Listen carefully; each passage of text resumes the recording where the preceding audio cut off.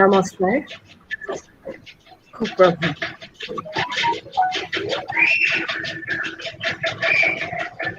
কাৰোবাৰ মাইকৰ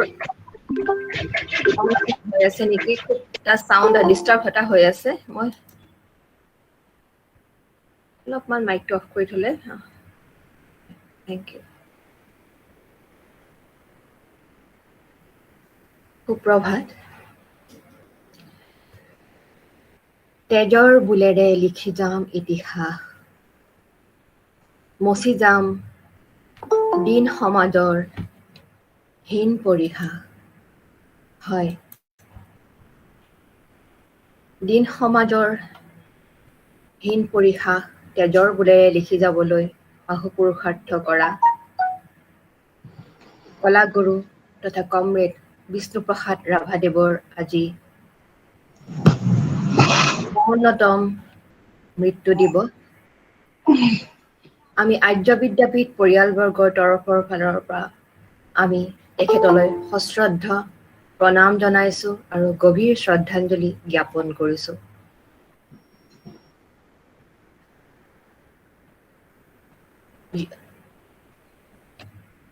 বিষ্ণুপ্ৰসাদ ৰাভাদেৱৰ জীৱন দৰ্শনক জীয়াই ৰখাৰ এক ক্ষুদ্ৰ প্ৰচেষ্টা হিচাপে আমি আয়োজন কৰা এই দ্বিভাষিক দুদিনীয়া ৰাষ্ট্ৰীয় পৰ্যায়ৰ ৱেব সন্মিলনৰ আমাৰ আজি দ্বিতীয় দিন।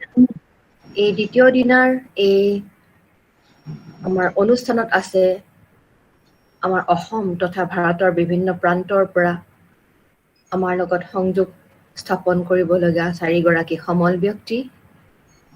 আমাৰ আজিৰ প্ৰথমগৰাকী সমল ব্যক্তি হৈছে doctor Chandan Kumar Sharma, associate professor, department of history, Dibrugarh university. আমি আমাৰ এই অনুষ্ঠানৰ সমন্বয়ক আৰু তথা ইংৰাজী বিভাগৰ সহকাৰী অধ্যাপিকা দেৱশ্ৰী ভট্টাচাৰ্যক মই তেখেতৰ পৰিচয় দাঙি ধৰি পৰৱৰ্তী কাৰ্যসূচী আগবঢ়াই নিবৰ বাবে অনুৰোধ জনাইছো। Devashree Bhattacharya. Thank you, Baido. So, good morning to one and all present here, respected principal sir, esteemed resource persons, my committee members, and all the participants. I welcome you all to this third technical session of our national webinar. And today we have with us Dr. Chandan Kumar Sharma and Dr. Manjeet Borua as our resource persons. And as Baido has already mentioned, our first speaker is Dr. Chandan Kumar Sharma, who is an associate professor and the HOD of Department of History, Dibrugarh University. He is a voracious reader with a keen interest in the socio-cultural and political history of Assam and its impact on the people.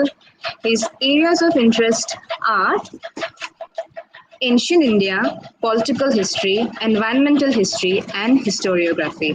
We are very eager to listen to his lecture on the topic, Practicing Ethnohistory, Writings of Vishnu Prasad Rabha. Sir, may I now invite you to deliver your lecture on the topic. Sir, the platform is all yours.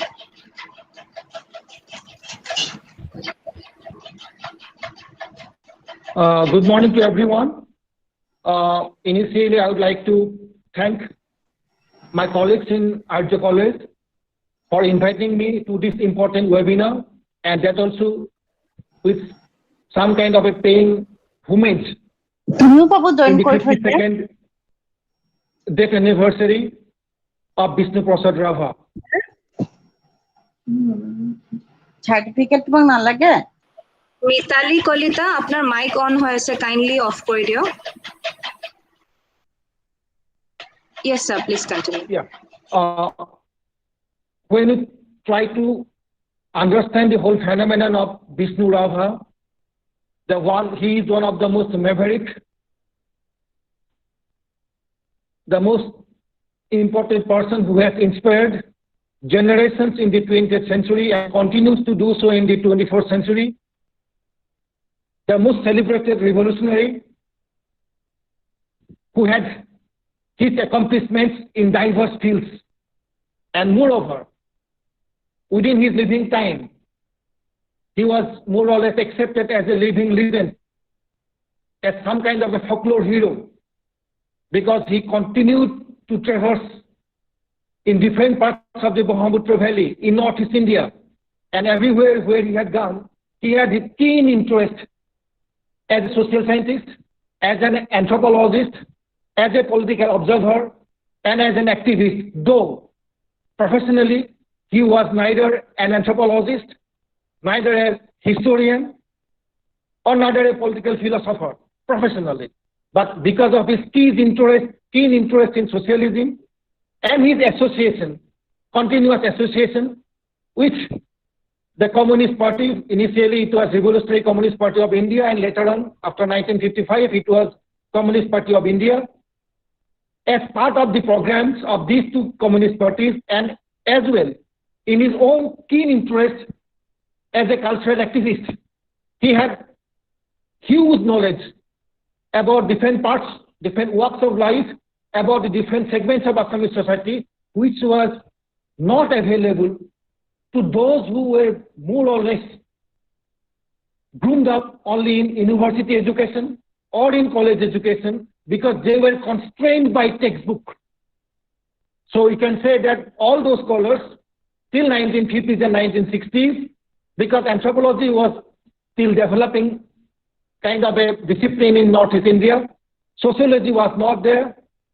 So Rabha and his associates, because of their continuous engagement with the society from multiple points of view, so it gave them some additional advantages which was not accepted, which was not available to university teachers or college teachers, or we can say the academia. As I said, that academia was in certain extent, till now we are constrained by what is available in our books, until and unless we visit the fieldworks. We don't have any association with the fields. So till now we are constrained with our text. So in this particular context, I know this is the third academic session, and in the first two academic sessions, as I have been informed by the organizers, that Rabha's philosophy, his association with communist parties, his activism, and all these things have been detailedly being discussed. So I'd like to add on something about his association with what we know as some kind of a ethno-history, some kind of a history of the tribal people, the history of the people of the erstwhile pre-literate people of tribal societies. Now this particular point is important to understand the difference between the history as a modern discipline as it developed in Europe. It was brought to India. It was practiced in Assam till 1950s. The basic point is that the history as a modern discipline, it had this association with the written sources. So history, as it was being defined by the most important historians, who basically was responsible for institutionalization of history in the modern universities. He basically juxtaposed the writing of history with the consultation of the primary written sources. So history as a discipline, more or less a modern discipline, it became associated only with the written sources. So that is the way history developed in the West, and also that is the way history developed in India, and also modern writing of history also developed in Assam. So when we try to understand this particular point, we can see that history as a discipline, it had this association with idea of a nation state. And here I would like to quote one of the famous sociologists, we can say he is also a historian, he is Nicholas Dirks. He said about the irrevocable link between history and a nation state. He said, history has played a key role in modern production of nation state and of the various constituent bases of nationality.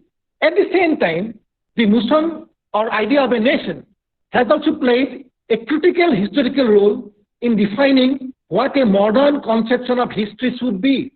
So a modern conception of history is more or less also determined by idea of a nation state or the idea of a state itself.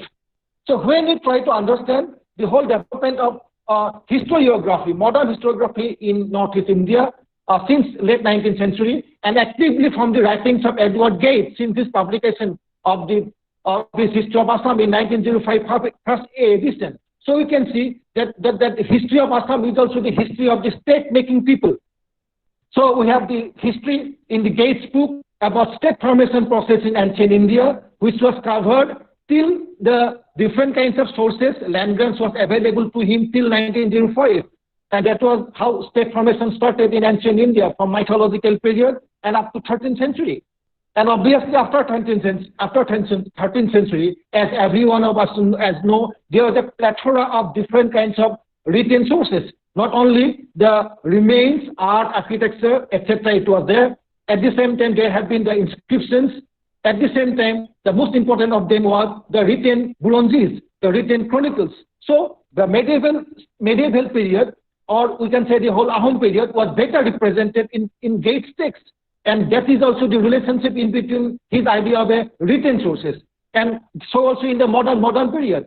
But if you try to understand that more or less the history of the tribal people, the history of the hill areas, these were not getting adequate representation in the writings of Edward Gates. And that is not to find out some sort of a constraint in the writings of Edward Gates. No, the point is that the whole idea of history, and its juxtaposition only with written sources, verifiable primary sources. So that link, that irrevocable link of history writing with primary sources, it led to that kind of an understanding that only those people could have history, those who were state-making people, that they left out certain inscriptions, they left out certain indelible marks in terms of written sources or about in terms of some material remains. But that was the problem if we try to understand the history of the ethnic groups or history of the tribal group of people who did not have their written documents, or they were the pre-literate tradition, oral tradition. So this difference in between those people who were in the domain of orality, they were more or less excluded from the writing of the histories. So they remain what we often call the people without history. Now here comes the importance of Vishnu Prasad Rabha. Now, having said that, I would like to just bring in two particular points, which is always important to understand the growth and development of Vishnu Rabha's ideas. That, as we know, and all these were being discussed since yesterday, his education in Kolkata, his education in Bengal, and all this gave him a cosmopolitan outlook. Then his whole idea of seeing the whole dance of Anna Pavlova, and how he tried to understand that how Assam's own dancing tradition can help him, and then his experience in Borpeta, that he had a bitter experience in Borpeta, because he, being from a tribal background, he was denied or he was discriminated, and at that point of time he could understand the bitter experience of the caste hegemony in the whole Assamese body politic at that point of time. And interestingly, that is also some kind of a personal experience. At the same time, that was also the moment, the late 20s. It was also the moment of a organized activities on the part of the left out groups, the groups which came to be known as the depressed group of people, as well as the tribal groups of people who get together. They had started their germination of their political movement. That is the starting point of the germination. And that started with the coming of the Simon Commission. In the dominant nationalist historiography, we know only one slogan: Simon, go back. Simon was not accepted by Indian National Congress because there was not a single Indian member in that particular commission. And they were supposed to determine the constitutional fate of India. So that was also some kind of a legitimate position on the part of the Indian National Congress. On the contrary, because they were coming to India and they were basically working, they would be working on expanding the constitutional rights of the different groups of people. So the different groups of people, the different tribal blocks, different newly associated groups, depressed classes, they gave their representations to the Simon Commission. And out of those representations which was given in 1928, 1928, we can see the continuity of the movements of the depressed class of people, movements of the tribal groups of people in different phases. We can say that was the starting point of their continuous demand of being accommodated within the constitutional structure, within the power structure. And interestingly, that was also the point, late 20s, it was also his exposure about the problematic caste hegemony and the class exploitation which was continuing in Assam. So Vishnu Prasad Rabha, he was exposed to that particular history, and we see in the 1930s, interestingly, it was the point of the coming of the Sangha. Now, if we try to understand the whole heritage of Bhakti movement in Assam, that after the death of Sangha, after 2-3 centuries, again, some sort of a caste domination crept into the whole Bhakti movement and the institutions who claim to be the torchbearer of the Bhakti tradition in Assam. And we see in the early part of the 1920s, and that also because of the impact of Gandhian movement. We must not forget the connection of Gandhi in the formation of this particular institution, the most important institution which was coming up, a modern institution with a religious background. That is the formation of the Sangha. And in this formation of the Sangha, we find the association of a few important persons.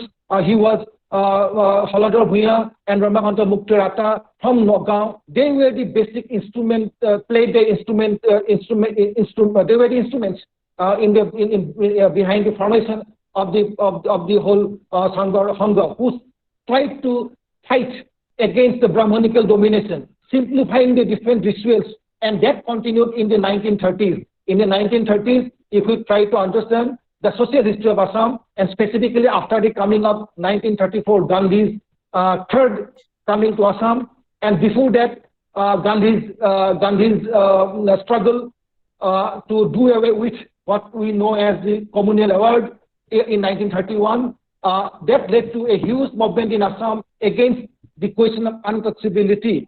In different newspapers at that point of time, there have been continuous writings about the discrimination which was going on, and also at that point of time, there were different movements, different Namgars who declared that the sacred space is being opened up to the different groups of people. So that was the moment of great churning, and that was also the moment of the formation of the tribal league in Assam politics. And that's why I am saying that this particular late 20s and 1930s are important to understand the development of the ideas of Vishnu Rabha as well. We can contextualize the importance of Vishnu Rabha and his working at that particular point of time. Now, let me try to point out one particular point which was not always deeply appreciated. I am saying it was appreciated, but at the same time it was also criticized about one particular very interesting point about Rabha's fascination with the personality of Shankardev and the whole heritage of Shankardev movement. In certain cases it was accepted, in certain cases it was being said that what in Assamese writing it was being said as Bhavbadi, some kind of very idealism, not some kind of a scientific Marxist tradition, but he was becoming some kind of a Bhavbadi, idealist, because he was giving too much importance to the personality of Shankardev, the centrality of the importance of Shankardev movement to understand the history and culture of Assam. And I just want to read out, though I am speaking in English, but when I try to read out the original quotations of Rabha, I will just put it in Assamese. He said, Shankardev যুগতে হল অসমীয়া শিল্পৰ চৰম বিকাশ। এই পৃথিৱীত যিসকলে মহাপুৰুষে জন্মগ্ৰহণ কৰিছিল তাৰ ভিতৰত তিনিজন মহাপুৰুষ আছিল কৃষ্টিৰ আকৰ। এজন আছিল কৃষ্ণ, কৃষ ধাতু লগ্নৰ কৃষ্টিৰ আকৰ কাৰণে তেওঁ কৃষ্ণ বোলা হৈছিল, আৰু আনজন আছিল লিওনাৰ্ডো দা ভিঞ্চি, আৰু তেওঁৰ লগতে আছিল আন এজন আছিল আমাৰ এই অসমৰে মহাপুৰুষ শ্ৰী শংকৰদেৱ, যাক অসমীয়া গুৰু বুলি পূজা কৰি থাকে। সঁচাকে আজি শংকৰদেৱ গুৰু অসমীয়া প্ৰাণ। আজি শংকৰদেৱৰ যিকোনো কৃষ্টি বা সাহিত্য বাদ দিলে অসমীয়াৰ মৃত্যু হ'ব। So this particular his fascination with the personality of Shankardev, it basically emerged because he was a cultural activist. He was not a typical theoretician who had his training only in the left rhetoric coming from the text. He had his own initiation to left politics. At the same time, he was deeply connected with the cultural ethos of Assam. So because he was deeply connected with the cultural ethos of Assam, he was a cultural activist. He could understand the unifying factor from Khodia to Dhuburi, and he could understand that the wave where there can be some resonance everywhere, and that is the resonance of Shankardeva movement. Otherwise, it was so heterogeneous. In spite of that heterogeneity, one thin outer layer, which basically gave some sort of an unifying factor. Underneath it, there was a mosaic of differences, but above it, there was one particular thin layer that was the whole Shankardeva movement and the ethos and heritage of that one. And that's why he gave so much of importance to the Shankardeva cult. Not only cult, Shankardeva's personality. And here comes that he was, in certain cases, he was not properly appreciated by the left intellectuals in Assam in this particular point. And in certain cases, I personally feel that that was his greatest strength. But his greatest strength was perceived to be his weakness in 1970s. Because in 1970s, the left historians, the left ideologues were still constrained by some kind of a 70s understanding of left movement, where they did not want to have a continuous understanding of the connectivity of the cultural ethos with the medieval past or the ancient past. And that was a rupture which was created by the left ideologues in 1970s. And in certain cases, I feel that even few left even still don't try to understand this particular point. But this is one particular point where we can see the importance of Rabha and his association with Shankardeva. In spite of being a left activist, in spite of going to the extremes, then again coming back to electoral politics, but his fascination with Shankardeva never ended. This is something very, very much interesting. Rather than finding constraints in his understanding, we should try to understand why his deep association with this particular cultural aspect. Perhaps we have to learn more, perhaps we have to explore more, and that is the living reality of Assam even today. Now let me come back to this particular point about the whole idea of ethnohistory. But before saying that, as I said, that history was more or less remained as some kind of a history of the state-making people. Those who did not make state, those who basically remained within the domain of orality, they were not brought to the writing of history writing project. Again, when you try to understand the whole history writing, that in certain cases, that the whole tribal background of the topography of Assam, the cultural mosaic of Assam, that was understood by Edward Gage. His understanding was not only from a typical historian, but we must remember he was also associated with the census project. He was the census superintendent. So he had a great advantage of knowing the history, society, mosaic of Assam, linguistic mosaic of Assam from his field associations. So he was a unique capability. He had the advantage of working as a superintendent of census.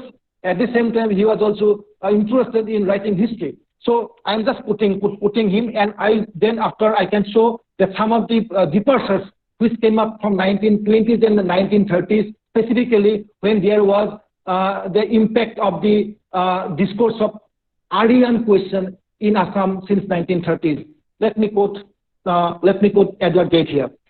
The wide extent and long duration of Bodo domination, as shown by the frequent occurrence of the prefix D or T, the Bodo word for water, in the river names of the Brahmaputra Valley and the adjoining country of the west, Dibru, Dikhu, Dihing, Dihan, Dibang, Disang, Difang, Dima, etc.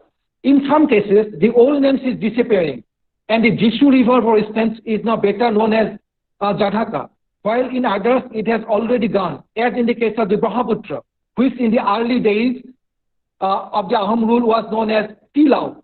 The word was doubtless the origin of another old name of this river, Lohit or Lohit to Red.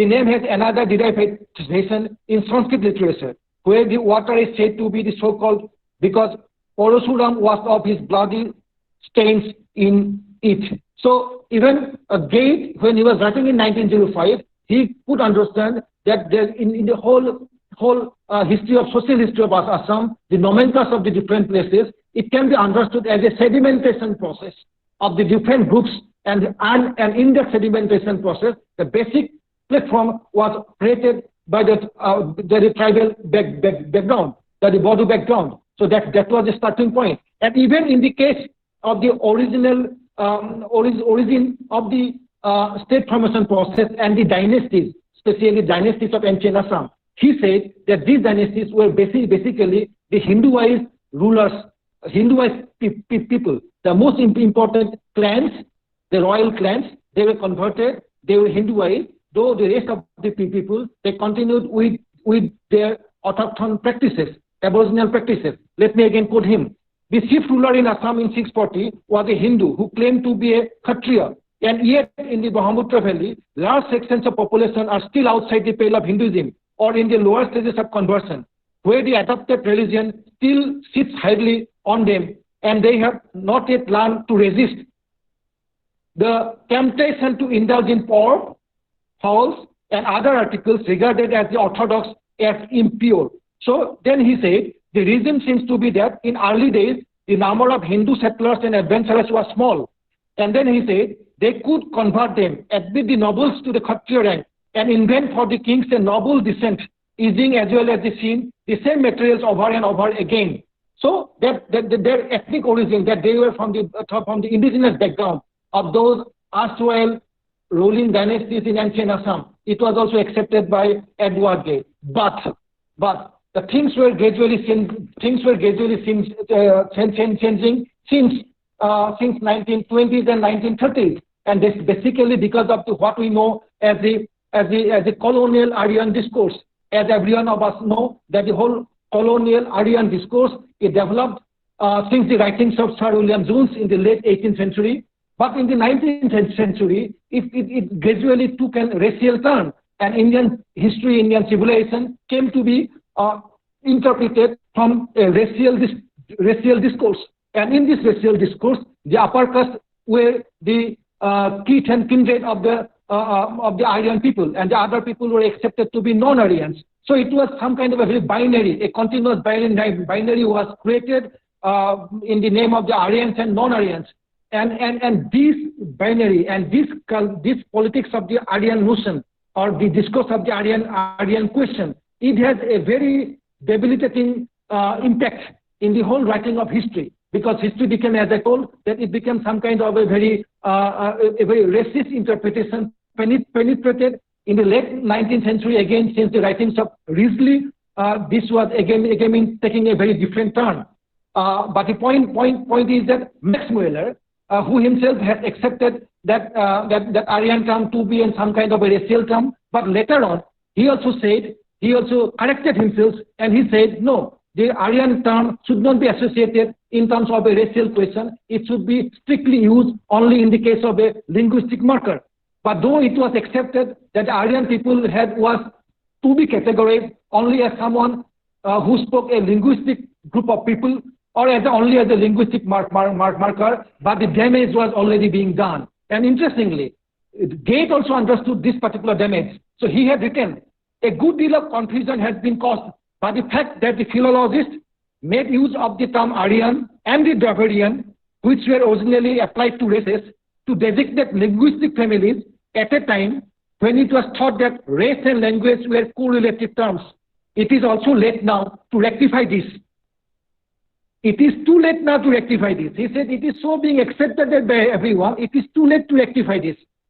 But it is essential to remember that these words used philologically have no racial connotations, and vice versa. But the problem is that he said again that it is too late to rectify this. It has become some kind of a common sense, a very illogical understanding came to be accepted as a common sense. And it was being said it was too late to rectify this in 1905. Even in 1905, he said it was too late. That means a very racial understanding of Indian history. It has its own repercussion in the making or understanding of history of Assam, it also had. Now let me explain to certain way how it happened to be in the case of Assam. Now, one of the most interesting aspects of this phase of history writing in the early 20th century was the attempt of some Assamese writers to place Assam in the center of Vedic cosmology and to relate the various archaeological sites of Assam to the various Vedic places and old rivers. The colonial discourse of Aryan people, with its intense racial connotation, had profound impact in the emerging historical understanding about Indian past, as well as in the politics of the 19th century. Origins, therefore, became very crucial. Origin of the different groups of people. In the emerging historical discourse of Assam was increasingly becoming described as the distant extension of Indian civilization, where the process of Hinduization was led. This position of Assam in the larger Hindu civilization as a distant periphery did not go down well with some members of the emerging Assamese middle class.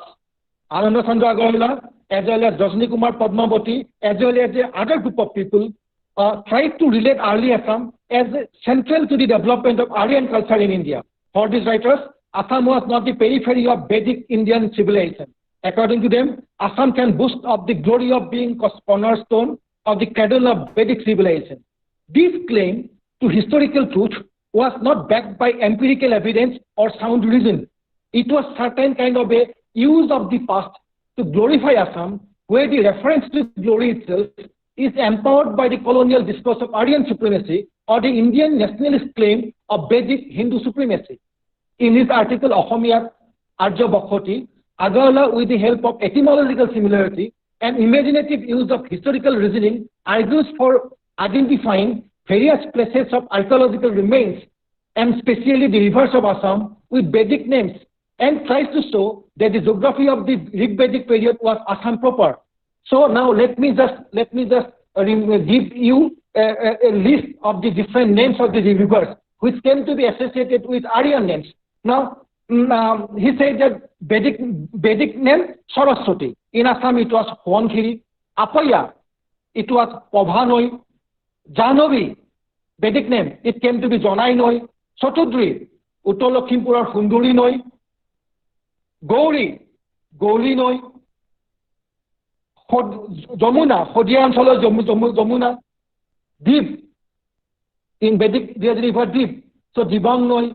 Dik, Dikang Noi. Kuva, there is a river around Hodia. He said that there is a distributary was also known as Kuba. So he gives a whole list of the different tributaries in Assam, and he claims that these names were basically the corrupt names of some original Aryan names, the Vedic names. So in this way, the whole geography of Assam was put in the whole Vedic cosmology. But this was bound to have repercussions, and especially repercussions when there was growing ethnic and tribal sensibilities since the 1930s. Here comes also the importance of Vishnu Rabha and his, as I say, his practice of some kind of a amateur ethno-historical writings. Now let me again put some other important aspects regarding to the origin of the origin of the ancient dynasties of Assam. As I said, that they said they had been the Hinduized families who were basically autochthons of Assam.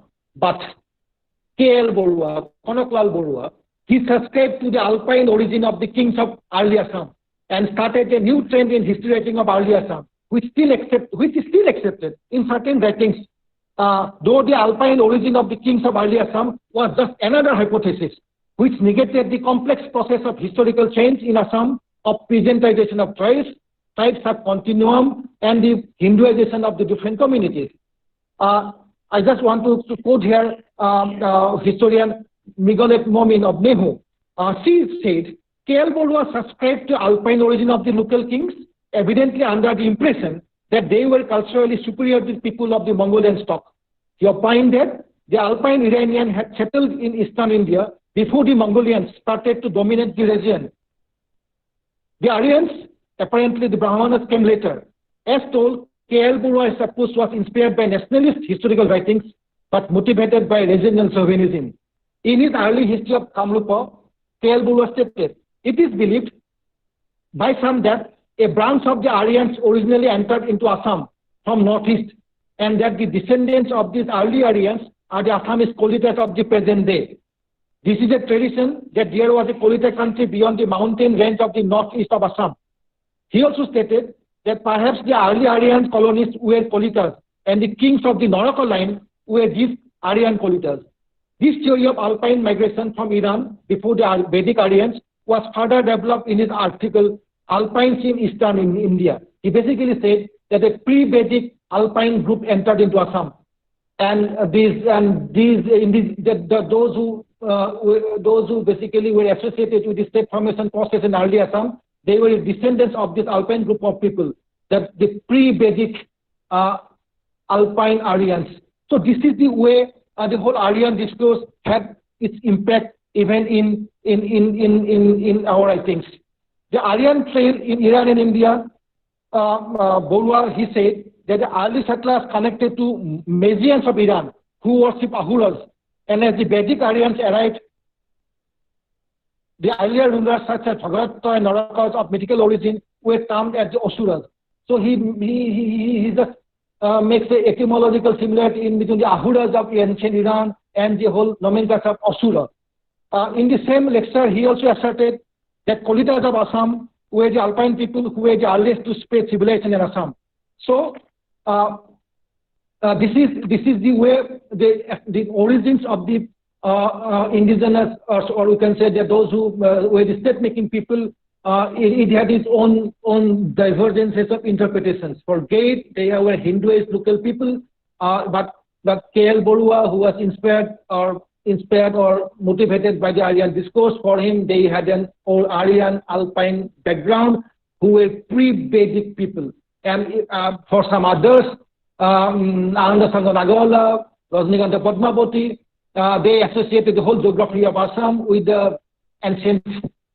With the geography of ancient Assam was associated with the Rig-Vedic story.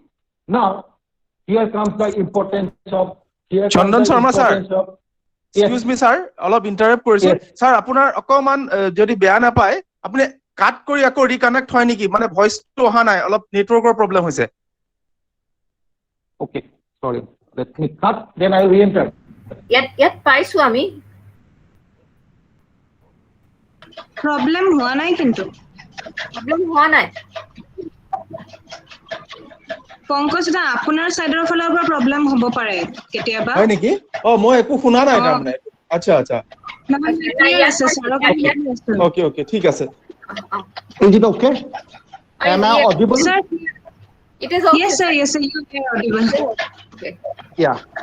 Now, here when Vishnu Rabha was writing about Ohomia Christi, now here comes he had to reiterate the tribal origin of the different names of the rivers, about the different the state-making people, that they were basically the Hinduist tribes, and they had their origin in the Kiratas. He had to reiterate that.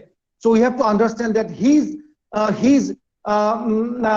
interpretation of the place names was basically a reaction against which was happening in terms of expansion of the Aryan discourse in 1930s and 1940s. Now let me quote him. I am reading in Assamese.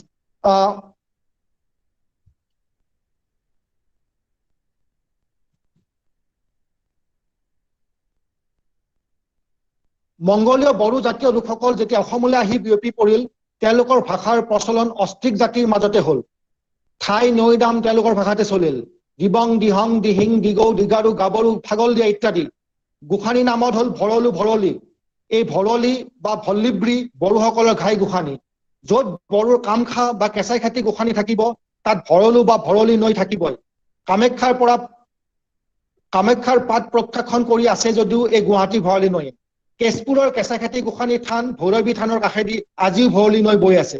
Sadiya অঞ্চলৰ কেঁচাখাতি আইৰ শ্ৰীচৰণ চুই আছে আজিও দেওপানী বা ভৰলি নৈয়ে। তদুপৰি এই মংগোলীয় বড়োসকলে ৰাজকৌৰী ৰাণীসকলৰ নামানুসাৰেও নৈৰ নাম দিছিল, যেনে বেলচিৰি, ধনখিৰি, সোৱণখিৰি ইত্যাদি।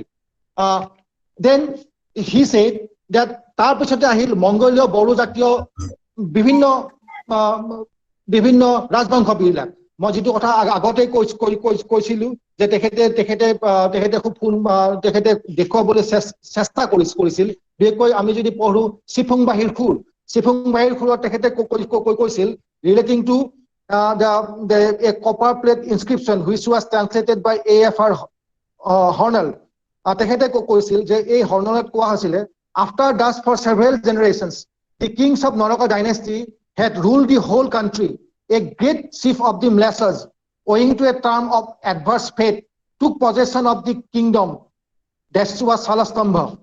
আৰু তেতিয়া Salastambha সকলক Mles বুলি কোৱা হৈছিল আৰু এই কথাটো Mles কোৱাৰ কথাটো বিৰোধিতা কৰি আৰু বাহে কিয় ভুলটো কৰিছিল সেই কথাটো কৈ পেলাই ৰাভা দেৱে লিখিছিল এই নৰকৰ পৰিয়ালৰ এই পুৰুষে গোটেই ৰাজ্যখন ৰাজত্ব কৰাৰ পিছত এজন ম্লেছ নেতাই ৰাজ্যখন নিলে তেওঁ আছিল হলস্তম্ভ কোনোবা বামুণ বা অকছাৰীয়ে অজ্ঞতাৰ দুখত এনে ভুলকৈ লিখাত অসমৰ বুৰঞ্জীৰ লিখকসকলে ভাবি ললে হৰ্যৰ বৰ্মন আদি কৰি হলস্তম্ভৰ পৰিয়াল ম্লেছ বুলি বোলে দেও হৰ্যৰ হা ৰূপেশ্বৰ হা তকেশ্বৰ নামবিলাকলৈ নোচোৱা কিয় খছাৰী বড়ো ভাষাৰ চাহ সেইবিলাকত পৰা নাইনে ইফালে তেজপুৰৰ বৰশিলৰ গাত লিখাই আছে দৰ্প গৰ্পিত মহাৰাজ হিৰাজ পৰমেশ্বৰ পৰম ভটৰ্ক শ্ৰী বাৰাহ শ্ৰী হৰ্ষ বৰ্ম দেৱস্য বুজা গল বৰাহ শব্দৰ বিশেষণ বৰাহ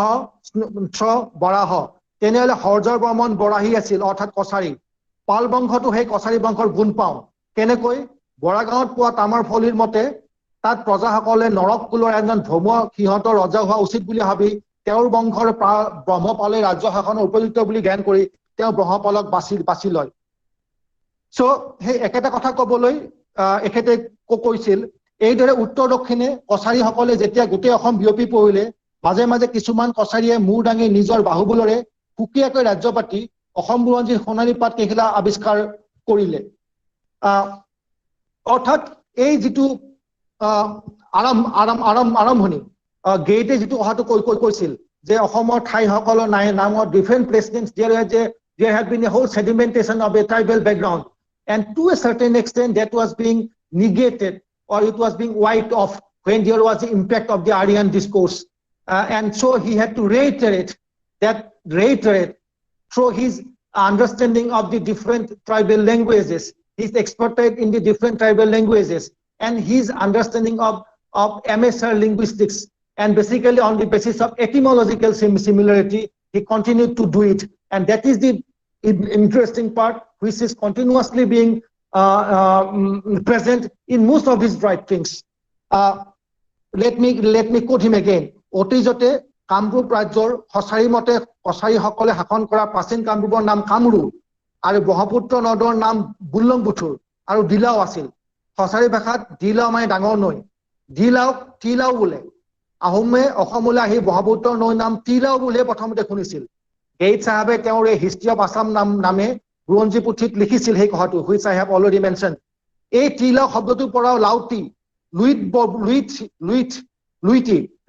লোহিত হৈছে আমাৰ অসমীয়া অধ্যাপক ডাক্তৰ বাণীকান্ত কাকতি ডাঙৰীয়াইনো ক'ৰ পৰা অস্ত্ৰিকৰ্প হোৱা বুলি পালে আমি নাজানো এতিয়াও ডিমাচা কছাৰীসকলে গায় কামৰুখে হামচুদি নাই ফিনখা থাউবুখা দিলাওখে বাইচোৱা অৰ্থাৎ হামদৌদিয়ে কামৰূপ ফালে উভতি চালে সেইকাৰণে দিলাও পাৰ হ'ব নোৱাৰি ৰৈ গ'ল অৰ্থাৎ they have an origin myth according to him Dimasas one group of their own people they remained on the northern bank and the other group of people they could cross the huge river Dilao and basically they have perhaps they meant their association with the larger Bodu group of people so they were the Dimasa Kosaris and they had their own association with the Boros and their origin story had this particular hint that one group of their own people could not traverse Dilao the huge river that is Brahmaputra.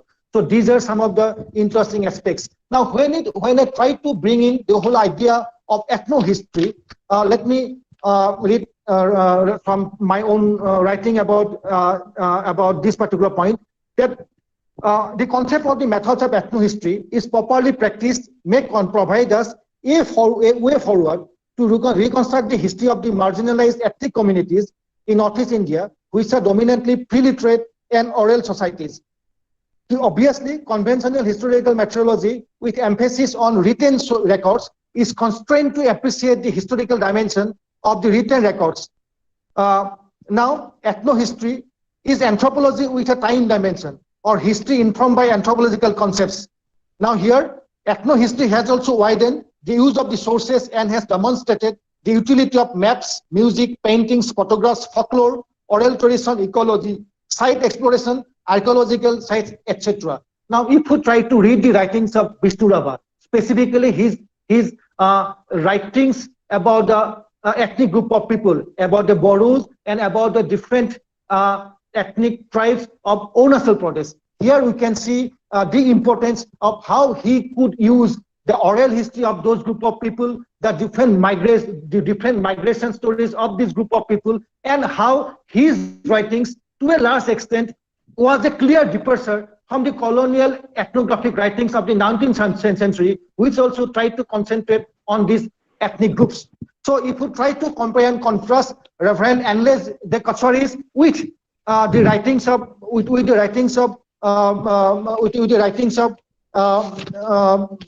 him, Rabha, we can understand that how he had already learned a lot, specifically from his expertise from these local different dialects, different languages. So he could enlist lots of new sources, origin, myths, and different migration stories,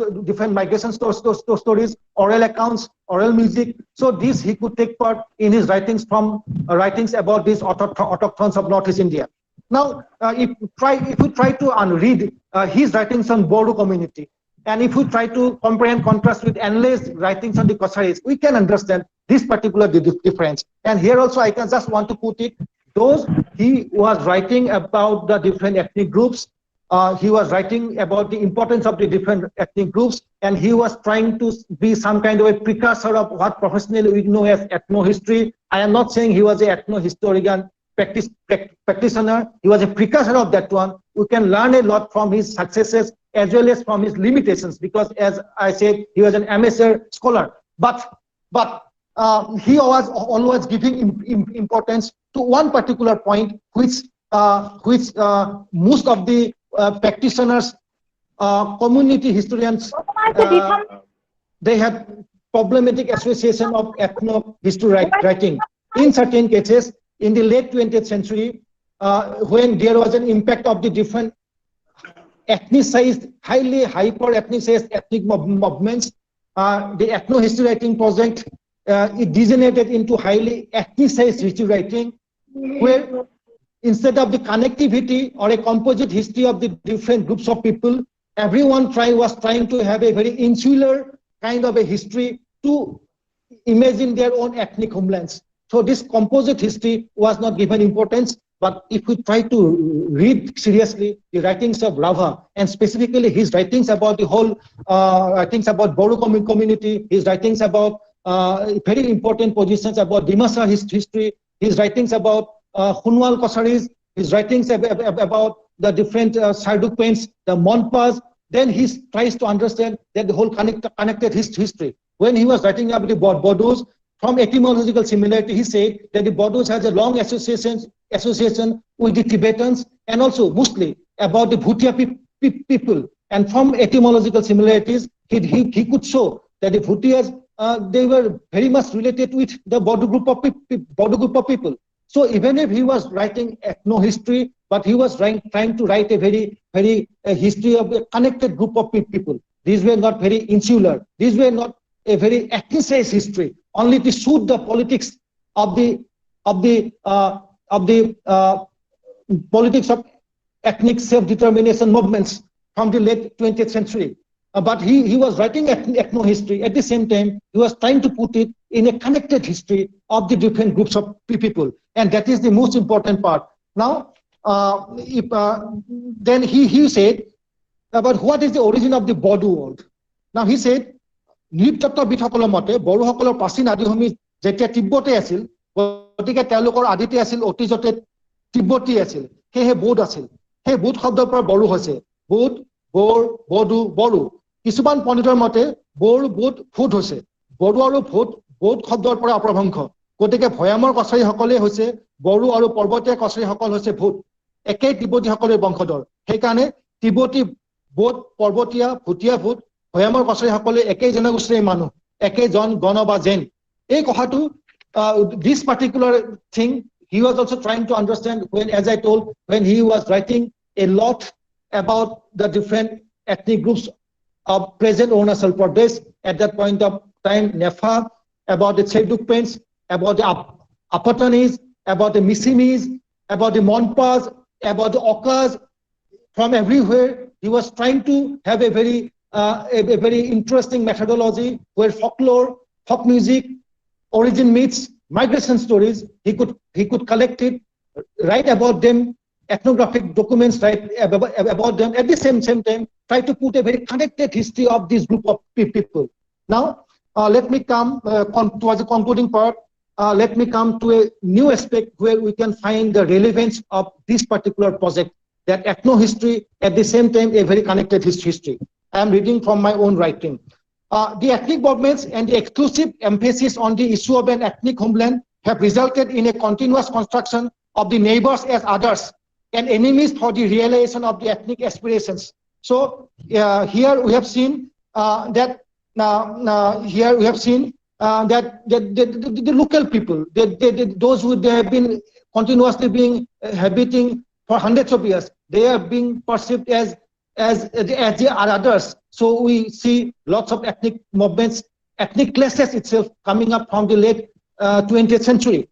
Now let me quote here J.A. Green. She said, while indigenous liberatory struggles are necessarily located in history and culture, they, like all political movements, can become fundamentalist in ways that are unhelpful to the liberatory project and can constitute violations of fundamental human rights if they are framed in a dualistic and totalitarian terms. Necessarily, this strategy must avoid conflating cultural authenticity with genetic purity in ways that are racist and that they deny the existence of hybridity. Here comes the importance of the writings of Rabha. He was resisting the discourse of Aryan supremacy. At the same time, he was trying to give importance towards the tribal origin of Assam's past. At the same time, he was not falling to the trap of this question of authenticity. He was trying to understand there was a continuous hybridity and a connecting thing. Let me end it by quoting one particular quotation by Hobsbawm. Hobsbawm said, historians, however microcosmic, must be for universalism, not out of loyalty to an ideal to which many of us remain attached, but because it is necessarily conditioned for understanding the history of humanity, including that of any special section of humanity. For all human collectivities necessarily have been part of a larger and more complex world. The history which is designated only for the Jews or Afro-Americans or Greeks or women or proletariat or homosexuals cannot be good history. The same thing also we can speak in the case of Assam. There cannot be only history only for the Assamese or the Bodos or the Missings or the Dimasas or the Karbis. There can be history of the Dimasas or the Karbis of the Bodos or Assamese people. But at the same time, they must try to explore the connectivities. And here we can reread Rabha. Thank you so much. Time constraint, I end it here.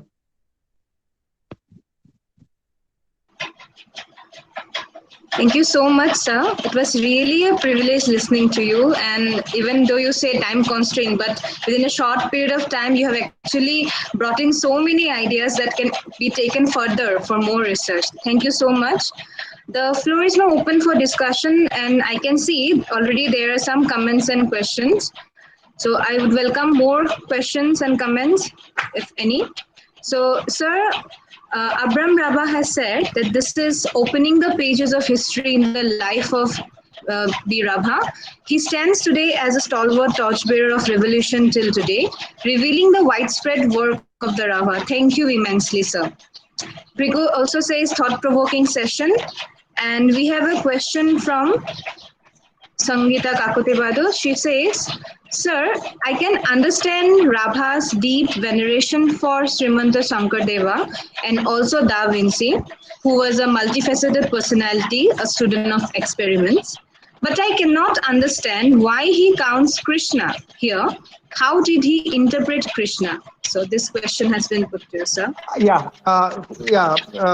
For him, when he was trying to understand Krishna, he was not a religious person. For him, again, Krishna is Chris, some kind of a product of a very cultural history of India. So he was not personifying some kind of a very mythical, some kind of a god. So it was a very human personification of Krishna. It was not divination, bringing up of the divine along with putting up all the two great persons. For him, even Krishna was some kind of a human with a cultural background. If you read about that particular, I have lost exactly from which page I read it out, but it is immensely available everywhere. Kris Dhatu, লগ্ন কৃষ্টিৰ আখৰে কাৰণে তেওঁ কৃষ্ণ বুলিছিল। তেওঁ কি নাজানিছিল গীত বাদ্য নৃত্য ধনুবিদ্যা ক্ৰীড়া ৰাজনীতি। So that was there, and as I said, it is not about, he was not some kind of a very bookish, some kind of a theoretician. He was a cultural activist. So the way the character of Krishna was explored, developed in the case of Indian history, that's why he has a veneration to this particular character. Perhaps that's it. Nothing more, nothing less.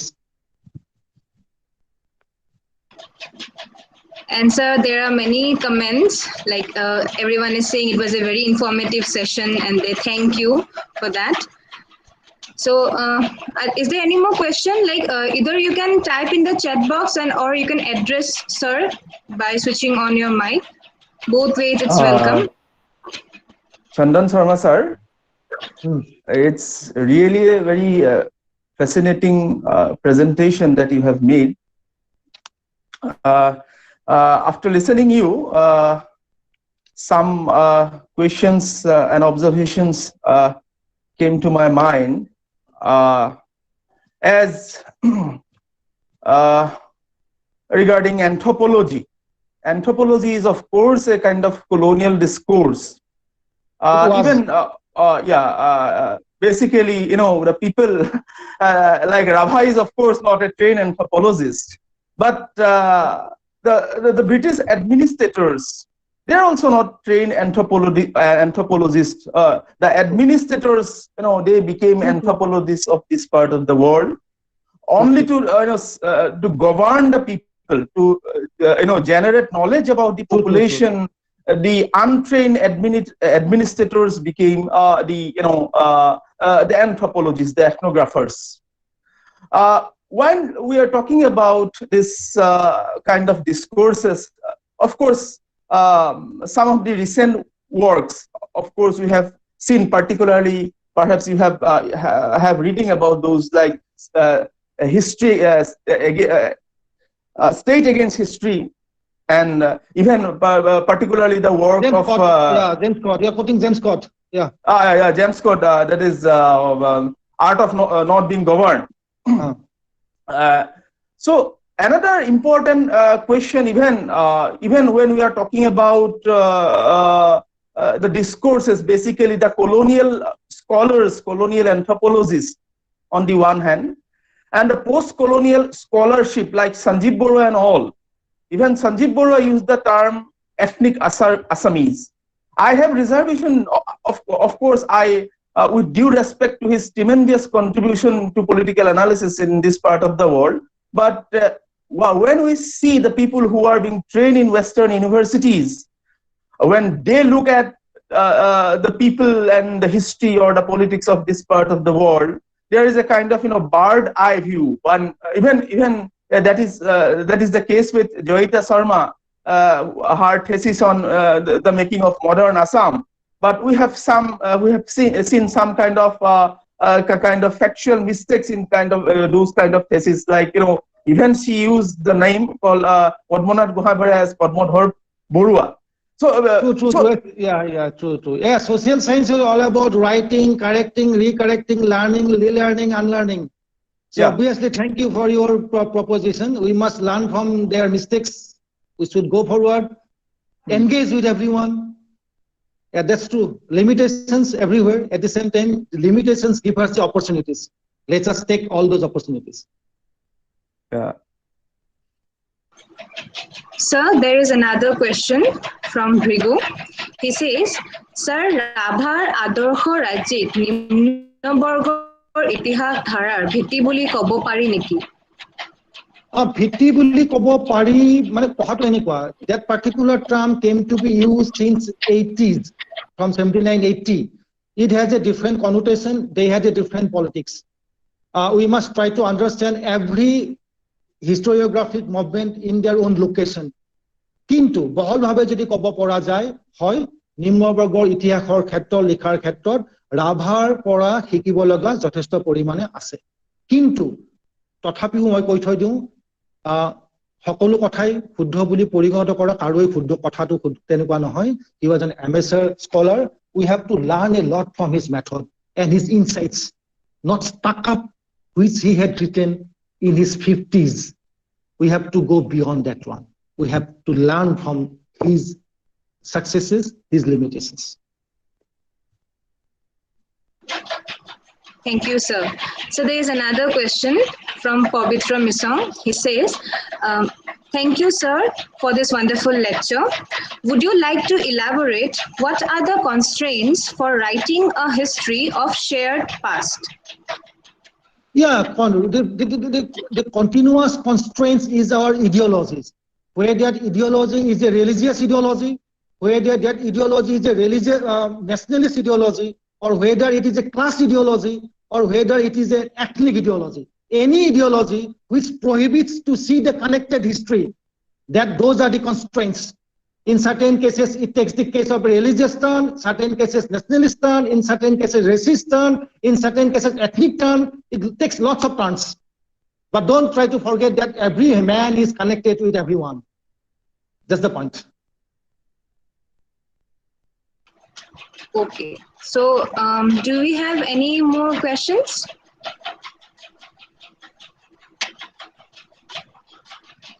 Or else we can move on. My friend from Delhi, he's waiting perhaps. Okay. So I think we can. Sorry. my By friend the, from Delhi, can he we must be end this waiting there. My friend from Delhi, he must be waiting there. It's almost 11. So Okay, sir. I just want to leave the platform for Manjit. It's all Hi, right. Manjit. Sandanda can carry on. It's all right. No, hoi gol. Now I will listen to you. Debusri, you Bhalo may লাগলো, Manjit-ek বহুত Okay, ধন্যবাদ sir. Manjit. So thank you. Debusri, you may proceed for a vote of thanks, the formal vote of thanks to you. Sir. Sir, really, it was a very interesting session. I personally could learn lots of things from your lecture. That's true. Same here. Yeah. So, sir, thank you so much for this inspiring speech and an engaging interactive session as well. So, like your probings into Vishnu Prasad Rabha's writings on tribal roots as a precursor to a new trend of ethno-historical studies in Assam has actually, in this platform itself, has opened new ideas that can be taken for further scholarly work. So, I really thank you for that. And with that, I think we can move on. Manjit sir is already here. So now, we can proceed to the next lecture. We have with us Dr. Manjit Borua, who is an assistant professor of Special Center for the Study of Northeast India in Jawaharlal Nehru University, New Delhi. His areas of interest are cultural history, study of space and text, and his stories of frontiers and borderlands. He has to his credit a good number of publications. Sir, it will be a privilege to listen to your lecture on the topic Writing Class, Writing Region, Vishnu Prasad Rabha, the Indian Progressive Movement, and Assam. Sir, may I now invite you to deliver your lecture? Thanks to everyone, and thanks to Agribidapesh College, and thanks to also Dr. Pankaj Ritti and to you, Debasri Bhattacharjee, for giving me this opportunity to speak on this important occasion. More jikhon paper hoy, actually ekhon working paper hoy. Gotike yat kono finality ba conclusion nai paper khonot. Seban ideas khali moi experiment kobo chesta korisu. আৰু যেনেকে চন্দন শৰ্মা ছাৰে চন্দন দাই ক'লে that we should learn from our mistakes also. So I'm looking forward to learn from my mistakes as well. মই extempore নকওঁ, মই পেপাৰখন পঢ়িয়ে দিওঁ বাৰু, so kindly bear with me.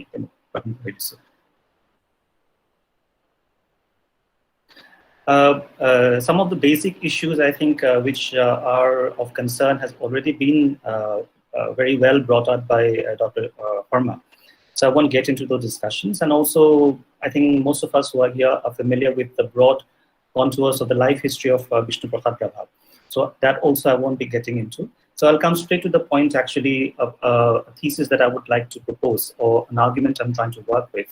And the point is that in most of the existing scholarship on Indian progressive movement, when we say Indian progressive movement, I'm referring to the Indian Progressive Writers Association, Indian Progressive Theatre Association, the whole movement which was there, and mostly to the period between the 1930s and 1960s. I'm not really looking into what happened after the 1960s. So the existing literature on the Indian progressive movement, which was a very phenomenal and very important cultural moment in the history of South Asia, not just in the history of India, but South Asia, what is the role of local, or the idea of the local? I think in existing scholarship, local has been seen mostly at a functional level, that there is already an ideological orientation in the progressive movement, and local in terms of arts and aesthetics, that is local arts and aesthetics, are basically performing a functional role in forwarding that ideological orientation. What I find in when one reads someone like Vishnu Rabha, who was an important member of that movement, is that perhaps local was not merely a functional factor, but was also a conceptual factor. It was because the movement was able to take into account local as a conceptual moment as well. That is why the movement could spread the way it spread across South Asia. And the other point which is there is also the fact that this was a moment when this hard-bound boundaries between what is local, what is national, and what is international, perhaps at least in the movement, it got blurred. I mean, international and national were as much important in the way the local was being conceived, and the local was as much important in the way what is international, or what is universal for that matter, was manifesting itself or was getting effected at an operative level. So this is broadly the point that I'm trying to see by taking Vishnu Rabha as an example. So beginning with the context of the Indian progressive movement, with regard to the progressive movement, by the way, throughout my presentation, when I'm using the word progressive, I'm referring to the progressive movement. I'm not always using the full term, I'm just calling it progressive or progressive movement. So with the permission, with regard to the Indian progressive movement, some of the recent studies have shown that between the 1930s and the 1960s, what the movement generally tried to formulate and forge was a new egalitarian social order, with art playing an active role to bring about the new order. The egalitarian vision behind the attempt at new order was shaped by both critiques of oppressive modes in tradition, as well as of the modern experiences of colonialism and capitalism. This brings one to the question, what allowed the movement to acquire the social and geographical span that it came to have during the period? After all, it was a rare moment of a socio-cultural movement which encompassed, and also political in that sense, which encompassed entire South Asia. Was the span possible due to the manner in which the international or the national or anti-colonial dimensions of the movement converged with the local? Was the convergence of the local with and in the wider contexts of ideology and art practices a fundamental moment of its existence? For example, an indication of it can be found in Sajjad Jahir's Roshnai, or the Light. Sajjad Jahir was one of the founding figures of the movement, when he discussed the progressive role or use of Urdu literature in the context of Hyderabad. This was in his work published in 1953. The point he indicated was that if the movement was about people's art, given that people are different from place to place, what would be the nature of that art as part of a subcontinental cultural movement? It is in this regard that someone like Vishnu Prasad Rabha is important in a discussion of the movement. This is because such figures existed as instances, though one kind of instance, when the specificity of the local converged in the wider spectrum of the national and international, and that the convergence could be seen as a conscious intervention too. The local, in his case, that is in Rabha's case, was the nature of socio-cultural relations in Assam, its historical peculiarity as a region, and the envisioning of a future for the region by recasting that history towards a new order. If the role of culture was to be a tool of change in the progressive sense, it was change which was rooted in the local, yet shaped by the national or the international. Further, if the frame of class was positioned as an alternative to ethnicity, it was in the context of recasting the specific history of the region into a new order, but one which should still be local and specific to its historical geography. Therefore, the local, on the one hand, was central to the meaning and spread of the movement, at least in Assam. Yet, on the other hand, the local was also a part of the movement, which was a wide-ranging phenomenon.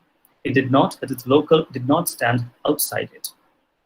Now, when we come to the specifics of Rabha's conceptions, I'm coming to this section. If the conjuncture was the moment when the universal and the specific could converge, that is a conjuncture of the international, national, and the local around that time, and if the universal was about the creation of a new order, then what were the specificities of Vishnu Prasad Rabha's politics that converged in the overall progressive framework? One can argue that the relation which Rabha formulated between class and ethnicity vis-a-vis the region was what allowed for the convergence of the specific in the general. The fact that he practiced the formulation through cultural productions made it all the easier. However, it is also important to point out that Rabha's formulations on class and ethnicity was not that of a theoretician proposing a model of analysis. It's something which Dr. Farma has already pointed out. His formulations needs to be seen vis-a-vis how a peasant leader and cultural figure of Assam of the period tried to conceptualize social reality as part of making his political and cultural program more meaningful. Now, with this caveat, below is an elaboration of the point. Rabha's formulation of the relation between class and ethnicity could be divided into two stages. There were those of A, history of the region and society, and B, recasting that history towards a classless society. For example, in his essay, Ohomia Christi Somuapa, dated to 1945, or a brief outline of Assamese culture, Rabha discussed his framework of defining society and writing its history in the region. By the way, this is just one example. This is something which recurs in many of his other writings as well. On the relation between society and history, Rabha noted the working of two processes. That is, while the overall socio-cultural linkages among the various communities continue, within each community there occurs social stratification. Therefore, defining society in the region would involve taking into consideration these twin and related processes of inter- and intra-community relations. Rabha tried to show that it was through these twin and related processes that how societies inhabiting different geographies in the region had shared close historical ties could be explained. That is, the complex of ties was structured through these twin and related processes.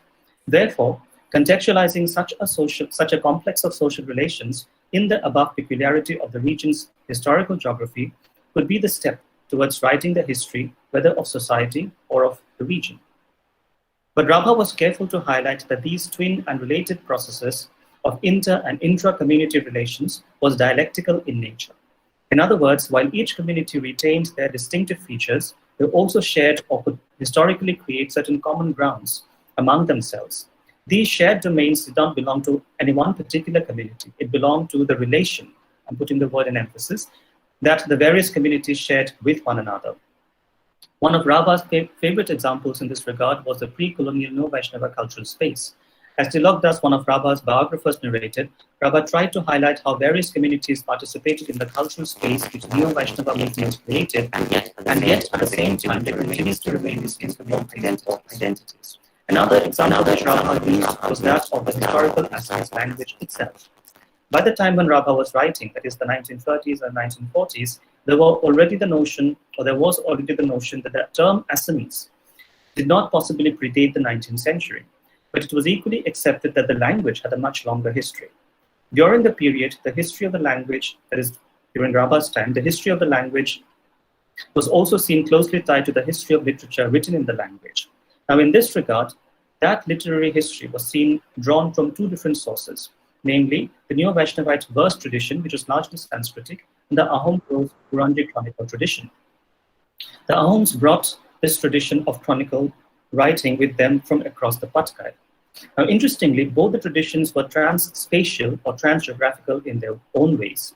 The difference in Rabha's position vis-a-vis some of the others in this regard was how to interpret such a history.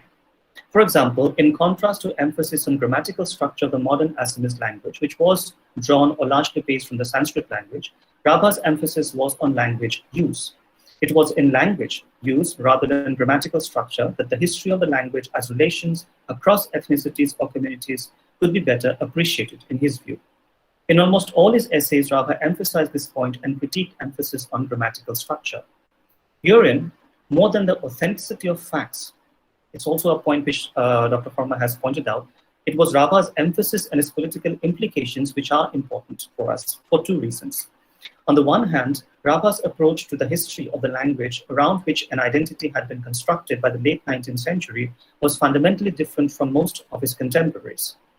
That is, the objective of Rabha's focus on language use was to write a history of the language which was conceptually inclusive of its place in the shared domains across communities.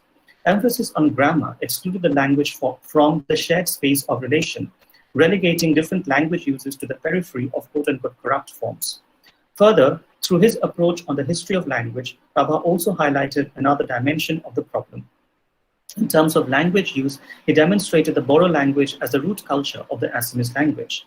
Therefore, he argued that the hierarchies of civilization between quote-unquote tribe and quote-unquote non-tribe are not only problematic, but also that because such a shared domain of language has now been appropriated into an identity, that is the quote-unquote Assamese identity, the various communities which had participated in that domain in the pre-colonial period had now been transformed into pre-literate societies. Now, as would be evident, Rabha did not articulate a closed structure of social identity. He emphasized how social relations in the region were marked by the simultaneity of inter and intra-community relations. Thus, no community, or for that matter, no identity, was a closed structure in itself. The other example that Rabha cited in this regard was that of the legend of Jeolia Dewan. Born as Boro, but brought up as Bhutanese, living as a Bhutanese noble among the Boros, fighting the British on behalf of the Boros, but dying in the hands of the Bhutanese during the Anglo-Bhutan War. Rabha positioned the legend of Jeolia Dewan as a critique of the idea of society in the region as closed primordial units. The fact that he linked the legend to the reality of the multicultural upbringing of his own father was an important statement. It was important as a proof that he presented how the significations of such legends were not oral fictions, but could be real historical experiences too.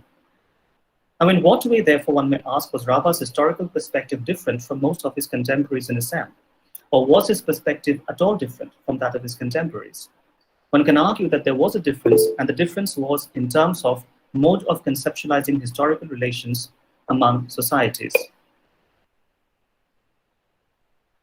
While the mode for most of his contemporaries was that of syncretic order, for Rabha, it was the dialectic order.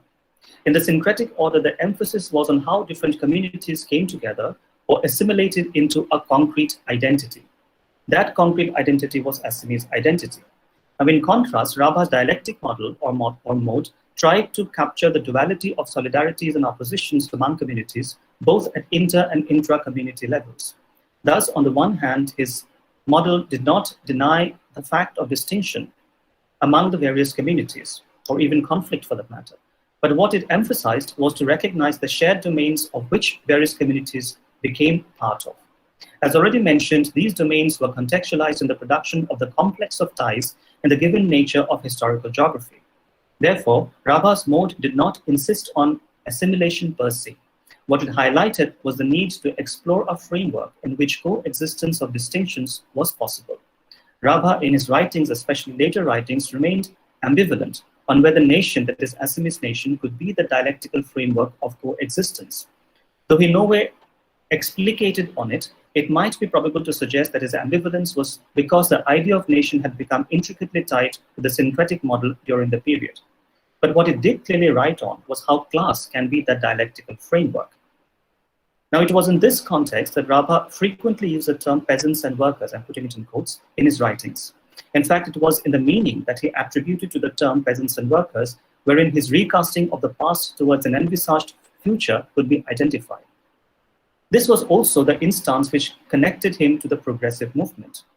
In most readings of his use of the term, the general analysis has been that he referred to the oppressed masses through the peasants and workers, he referred to the oppressed masses under capitalism. Peasants and workers therefore included small peasantry, sharecroppers, the landless, industrial workers, and the urban poor. These terms were taken from Rabha's own classification of who comprised the peasants and workers. Each of the categories were either dispossessed or in the process of being dispossessed of their means of production. What dispossessed them, as Rabha argued, was the state-capital nexus, whether in the colonial period or in its immediate aftermath. Based on it, the general trend of analysis has been that Rabha's use of the term peasants and workers represented his communist ideology, as well as explained his actions, whether political or cultural. Further, Rabha's writings on peasants and workers have also been taken as the basis to disconnect his pre-communist phase from the communist phase. For example, the two songs which have been cited to signify the ideological shift, or what has been argued to be his ideological maturity, are O Ohomia Dekadol and Bol Bol Bobol Dol. While the former was a clarion to hold high the Assamese honor, the latter was a clarion to the peasants and workers to unite and fight the capitalist order. We see this argument in Hiren Guhai's analysis. The two songs were seen to have been written in the pre-communist and communist phases of his life, respectively. Now, once this disconnect is established between his pre- and communist phases, the communist phase is then merged with his participation in the progressive movement. However, what is generally overlooked is that after his release from prison in 1953, he was arrested, as we all know, as an underground member of the RCPI. One of his most remembered actions were his various public addresses on Hunger Day, the pre-colonial Neo-Vaishnava saint. Ever since 1945, when Rabha formally joined the RCPI, until his death, he remained a member of the communist parties, whether RCPI or the CPI, since 1956. But throughout this period, he continued to write and lecture on Hankordev, especially on the democratic and foundational role that Hankordev had played in envisaging an order which could accommodate the multicultural nature of the region. The point about Hankordev, which he articulated in these addresses, was how the Neo-Vaishnava movement tried to capture the dialectical historical relation. Though Rabha does not use the word dialectical, but that's what he basically, in my view, meant. Capture the dialectical historical relation among the communities and a possible method to organize it into a society or region. The method was in an order which was dual and yet mediated in nature. The duality was in the coexistence of distinctions mediated through shared domains. Compared to the rather, what may see reductive explanations of peasants and workers as shift into communist or progressive phase, one can argue that there is a need to look into it as an attempt to recast the past or tradition, or recast tradition into a new order of the future. Herein, the general point which Panikkar, the historian Panikkar, made on the progressive movement, that the movement did not reject the past. On the contrary, it recast the past towards a new future, was equally applicable perhaps in the case of Rabha. As an elaboration of his point, Panikkar showed that recasting the past meant distinguishing the conservative trappings of the past from its liberal features, and a conscious attempt to harness the latter in the cause of new order. It was this character of the movement which allowed both the left and the liberals to participate in the movement, especially between the 1930s and 1960s, in Panikkar's view. Therefore, if peasants and workers stood for a new order of society or new order of social relations for Rabha, it was not only about their classification and their oppressed existence vis-a-vis state-capital nexus. One could argue that it was equally about retaining the dialectical order of the past, but in a framework which was contemporary and egalitarian. Now, in the context of the region, that framework for Rabha was that of class. And this is the point that I'm trying to explore now. Rabha was an extensive writer. His writings ranged from music and literature to history and politics, spanning around 3 decades of his writing career. In creative writing, he wrote plays, screenplays, stories, 1 novel, and a large body of songs and poems. In non-fiction writing, comprising more than 100 essays, he covered themes ranging from pre-colonial Ahom history, Neo-Vaishnavism in Assam, New Democracy, Socialism, Soviet Panchayats, and the various themes and celebrations associated with it, women's question, ethnicity and modernity in Assam, classical and folk culture, theories of dance, music and its notations, popular culture, to issues of contemporary relevance such as Indo-China conflicts and disputes over border. But one common concern that ran through his entire body of writing was that of society as relation. Rabha was especially engaged with the question of, in this regard, Rabha was especially engaged with the question of, for example, alliance. In other words, his concern as a thinker and political actor was to identify the threat which tied or secured an alliance across distinctions of ethnicities and cultures. Now, there were 2 points that Rabha made in this regard. Given that economy of the region was primarily a peasant economy, that is family units of production based on wet rice cultivation or shifting cultivation, and given that culture in the region had generally been about folk or popular culture rather than quote-unquote classical culture, that is culture which is not based on patronage of the privileged or feudal, as he argued, he identified 2 principles which cut across the multicultural nature of the region. That is, despite the diversity of practices, whether agrarian or cultural, the 2 principles of peasant economy and folk culture cut across the multicultural composition of the region. Thus, he viewed that the theoretical premise to construct a politics which secured or tied the diversity was well in place. This is, of course, his view. It was in this context that he situated his concept of class as that framework which could accommodate both the socio-economic and the cultural character of the region. Class, unlike ethnicity or nation, the 2 dominant competing frameworks of that time or around that time, was embedded in the idea of society as relation. It did not carry the primordial thrust of ethnicity, nor the assimilationist thrust of nation. Rabha also remarked in the introduction to his collection of short stories, Kunpahi, that it was rare that people gave up their cultural inheritance, even if on occasions culture became a means of ritual and economic exploitation in traditional society. Therefore, the objective of the class framework was not merely to accommodate the diversity in the structure of the relation. The objective was also transformation of the past towards a new future. As such, relations of socio-economic exploitation would need to be eliminated. These relations could be both traditional as well as modern, for example, as exemplified in the story Hiarpong, which is there in Kunpahi. But the elimination would not be achieved without an intra- and inter-community alliance in the region. Rabha tried to show that the social organization of societies, whether tribe or caste-based, was premised on hierarchies of power relations. These hierarchies were ritualistic or socio-economic. In other words, though the degree or form may vary, all communities had stratification within. Thus, the social alliance could not be merely inter-community. If the objective was an equal society in the future, then it had to be an alliance of the dominated strata across communities. It was in this context, he thought, that the 2 principles of peasant economy and folk culture could be used to secure the diverse into a common politics. Class, given its emphasis on relation, was the framework which he thought was well suited for such a politics. It is also here that Rabha's argument of dialectical history of the region becomes perhaps clearer. He thought that during the period, class was the only available framework which could accommodate the historical experience of the region as a dialectical socio-spatial order. If the history of the region had been neither isolationist nor assimilationist among communities, then the dialectical nature required a political frame which emphasized relation more than homogenization. If a class comes across or came across as the politics which could accommodate such a history of the region and yet also recast it towards a more egalitarian future than the past. Now, I'll just take an example here of how he put this in practice. I think I still have some time. And by taking the example of his collection of short stories, Kunpahi. So how did Rabha operationalize his ideas in literature, for example? One such example was Kunpahi, a collection of 4 short stories along with a detailed introduction. Of the 4 short stories in the collection, 2 were written during his period of what he used to call exile, quote-unquote exile, while the remaining 2 stories were written when he was in jail after being arrested by the police along with his comrade and wife, Konaklota Rabha. Rabha referred to the years between 1948 and 1952, which he spent as an underground guerrilla of the RCPI as his period of quote-unquote exile. Kunpahi was published as a book in 1956.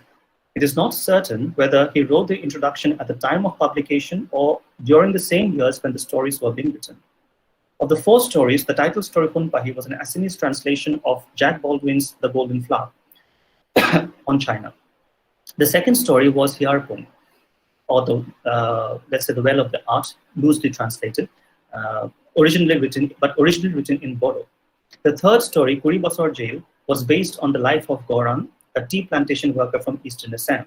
The fourth story, Mamir Har, or My Aunt's Necklace, was based on the life of Horen, a peasant from Bilakhipara in Gwalpara.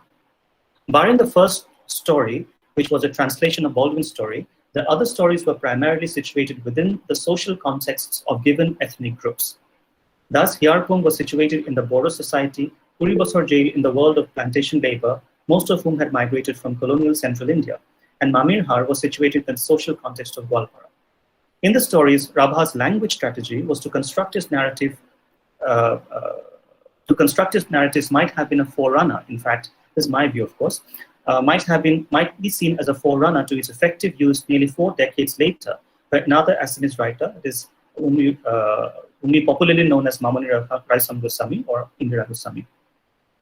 The strategy mainly comprised in demonstrating how the structure of a narrative was constituted through relations of oppositions at various levels between the literary standard and the dialect.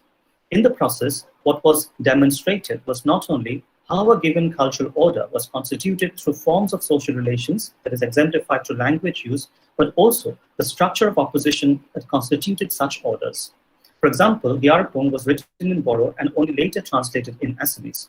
In the Assamese translation, despite the narrative being in modern Assamese, and despite the use of modern Assamese language, or the modern Assamese standard, to describe the social world of the Bodo society, the songs and conversations which the narrator mentions had been translated into Assamese for the understanding of the readers existed as instances of direct intervention of language use to indicate the possibility of broader revolutionary politics irrespective of ethnicity or linguistic specificity.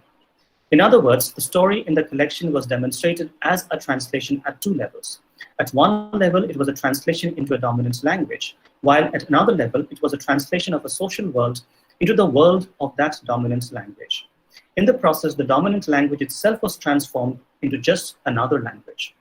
As a result, a striking feature about the story vis-a-vis strategy and objective of revolutionary politics was that it was raised above the idea of fiction as quote-unquote mirror of reality to fiction as tool of social change. Further, it was not a tool merely of revolutionary education of the masses.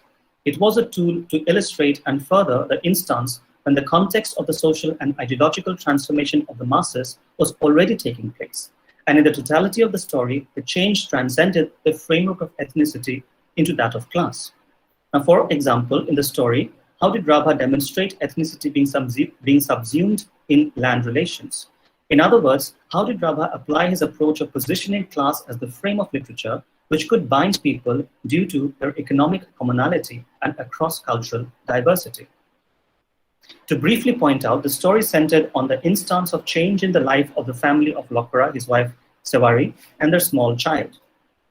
The change was shown to be at 2 levels. On the one hand, the family of Lokara, Sewari, and their small child was transformed from a family of cultivator to that of landless rural labor. On the other hand, there was also the transformation of consciousness, especially in Lokara. It was the transformation of consciousness which allowed Lokara to reject traditions that bind one to the hopes of reform from and change of heart among the haves to one of revolutionary struggle to institute social relations and new traditions of society. The society was situated in the Bodo social context. Further, the fact that the narrative of the story was constructed in an expository manner was evident in 2 ways. The nameless character of the wise old man, a kind of a Bracketin feature, who frequented the village, did not belong to the village, existed as the expositor of revolutionary change. The villagers, including Lokara or his friends, remembered the expositions on dialectics and social change which the wise old man had explained in local everyday idioms. And I'm not getting into the idioms here, but from the relation,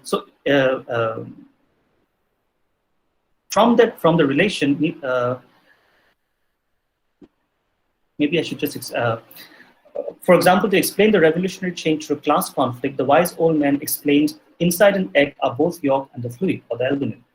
Both try to destroy each other. It is their relation. But from the relation, neither the yolk nor the fluid survives. What emerges from it is a new thing. It's the chick. Similarly, the rich and the poor in a society share a relation in which each try to destroy the other. But from that relation, neither the rich nor the poor wins. What emerges is an entirely new nature of society, socialism. Revolution is not violence, it is a complete transformation. Initially, it happens slowly, and then it happens rapidly. As a result, when Lokara found himself transformed into a landless rural laborer, he could comprehend the reality of the expositions and joined the growing mass of revolutionary peasants to bring about the social change. But before joining the change, he put his house on fire in a symbolic act of liquidation of private property. Further, the use of verse or songs in the story was notable. In their early days of youth, both the husband and wife were happy and not yet ravaged by poverty that came along with the Second World War, and the social world could still be expressed in their traditional folk songs. But the story ended on the note of revolutionary change, and the traditional folk songs per se were insufficient to express or contain the context and politics of revolutionary change. Therefore, the song with which the story concluded was sung by a cowherd boy, but it was one that did not belong to the genre of cowherd songs. The song was modern and revolutionary in words, rhythm, and significations. Perhaps here one can see also the impact of Engels and his an old essay in which he talked about music and revolution. Now, coming to, I guess I still have some time, so I'm coming to the point about the social context of Rabha as well, and how do we understand that point? Now, one point in the existing scholarship that is to contextualize Rabha, the person himself. And one of the points in recent scholarship is that first half of the 20th century, or in fact even from the late 19th century, Assam was in a state of agrarian crisis. It is the nature of agrarian policies followed, or land policies followed by the British, land and plantation policies followed by the colonial government. And perhaps the works of Amlindu Guha had brought out this point very well earlier also. So this is one point which we can bear in mind.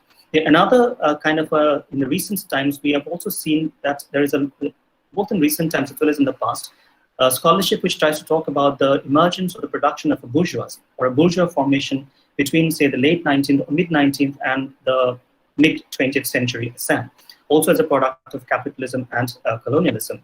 And we have several figures who are studied as part of that bourgeois formation or middle-class formation and so on. So it is to that point that I'm coming to now.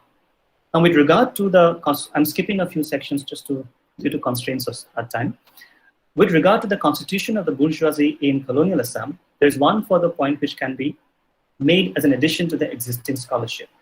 The general argument regarding the making of the bourgeois of colonial Assam has been that it emerged from the pre-colonial gentry.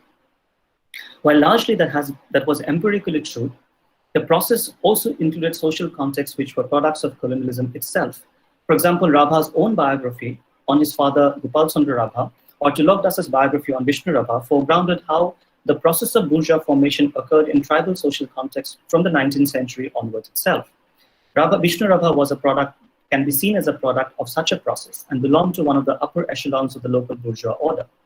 Such a process is also evident, for example, from Indira Marie's fascinating autobiography, especially in how class formation in the tribal context played out in the mid-20th century for a woman in Assam of that period. Further, with regard to Rabha, because the 19th century quote-unquote invention of meaning of Vaishnavism or New Vaishnavism became an important cultural component in the making of the bourgeois order, and here one can rely on Joyita's study, Joyita Pharma's study. It was a trace that continued in Rabha's family as well. Thus, while Gopal Chandra Rabha, along with the family of Horibila Agarwala, became one of the founding patrons of the pioneering modern proscenium-based Assamese theatre institution, it is the Ban Theatre, in 1906, he also interestingly remained steeped in the 19th century culture of Vaishnavism, but as part of his modernity.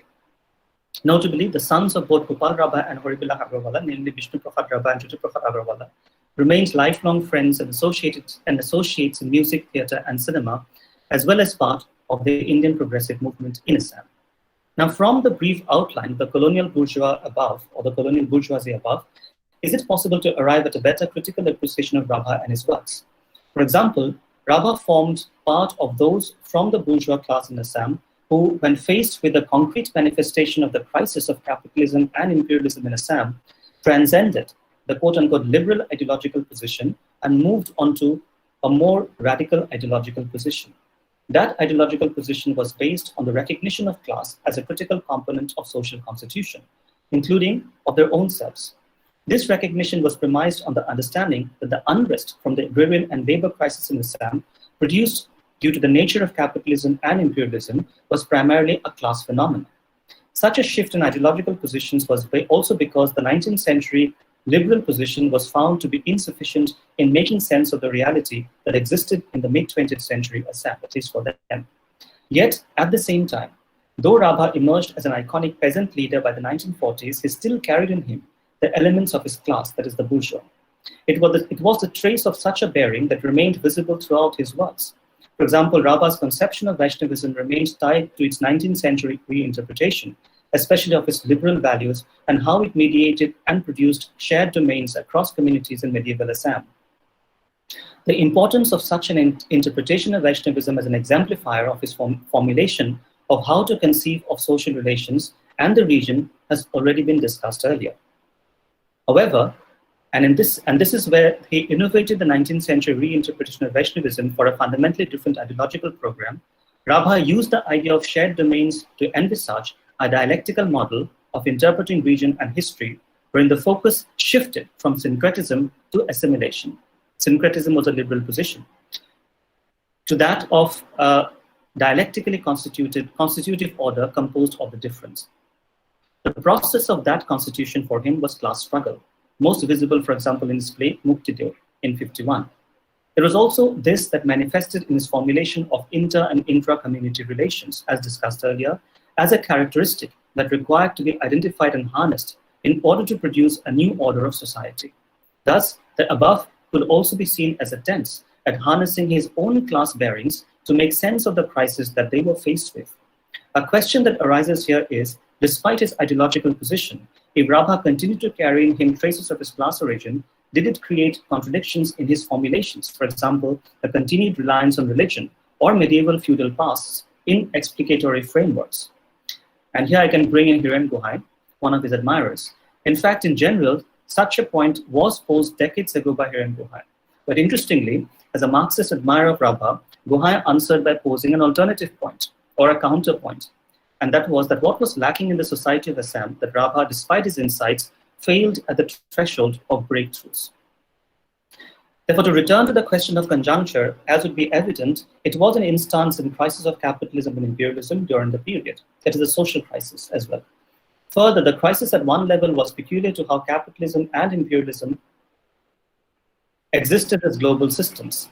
It would also be evident that such a context cannot be sufficiently explained through neat classifications of international, national, and local, and how the features of each intersected during the period. What was more obvious about the period was how the instance itself produced interpretations at different levels of the possible relations between conceptions of universal and the particular. Rabha was one such example among a whole range of other examples. Now, to come to the conclusion, if culture or cultural figures are deemed to be products of their times, then scholars like Guha or Gohai, Gohai mean Amlenda Gohai and Hiren Gohai, in their works, and others use the term of peasants and workers as one which represented how Rabha's thought and art represented his communist politics, as well as how such politics was a product of the times in mid-20th century Assam. A similar point is also implied in historical studies of 20th century peasant politics in Assam, for example, Rabha Divas' work on peasants. However, while the above arguments may be valid, it might not be sufficient to explain the thought and art of someone like Rabha. That is, the above point would need to be seen as part of a wider and deeper problem, namely the instance of crisis of capitalism and imperialism, and how the nature of the instance in Assam was based on the process of its integration to the global order of capitalism and imperialism. Further, such an integration also had its own implications of class formation, as well as peculiarities of worldview, and one such worldview was that of Rabha. It was the complex of these aspects that found an expression in the thought and art of Vishnu Rabha, especially during the 1940s and 1950s. In the process, and in the context of his times, Rabha's thought and art carried the vestiges of his own class formation on the one hand, while on the other hand, it bore the marks of attempts to interrogate the limits of such class formation and explore ideas of social order beyond these limits. His formulations were clearly a result of his discovery of his class contradictions vis-a-vis the nature and structure of the agrarian crisis. And yet, Because he was a product of his context, these formulations still perhaps fell short of a radical rejection of the 19th century class context of which he was a social reproduction. It were with these features that Rabha became a part of communist politics and the Indian progressive movement in the 40s, and thereby part and practitioner in a conjuncture that sought to interpret at different levels the possible relations between conceptions of the universal and the particular. It were also with these features that he produced his pioneering thoughts and works of art ranging from music, plays, literature to cinema. Lived underground with a price on his head in the early 1950s, got preemptively arrested from his home in Tezpur at the outbreak of the 1962 war, and after his death had been remembered as an icon, extraordinary icon in Assam, and yet with minimal research interest in him, barring a small group of young admirers and followers of the 1950s and early 60s that included those like a young Amlindu Guha or young Hiran Gohai, and who emerged by the 1970s as well-known scholars of Assam. So I think since it's an exploratory kind of a presentation, I will just end on that incomplete note. But thank you for your patience and listening me out. Thanks. Thank you, sir. It was really, really interesting to know different ideas, because even I am new to these thoughts, so it was very interesting on my part as well.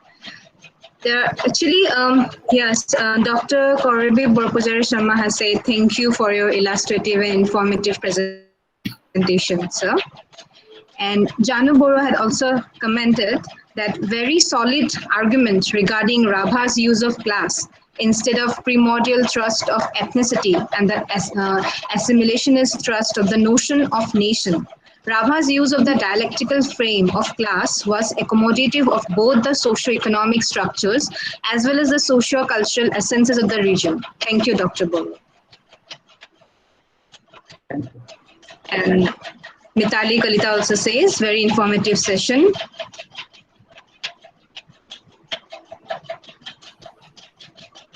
Okay, sorry if I said Janu Borua, it's Janu Bharadwaj. So any more questions? Participants can also ask sir directly.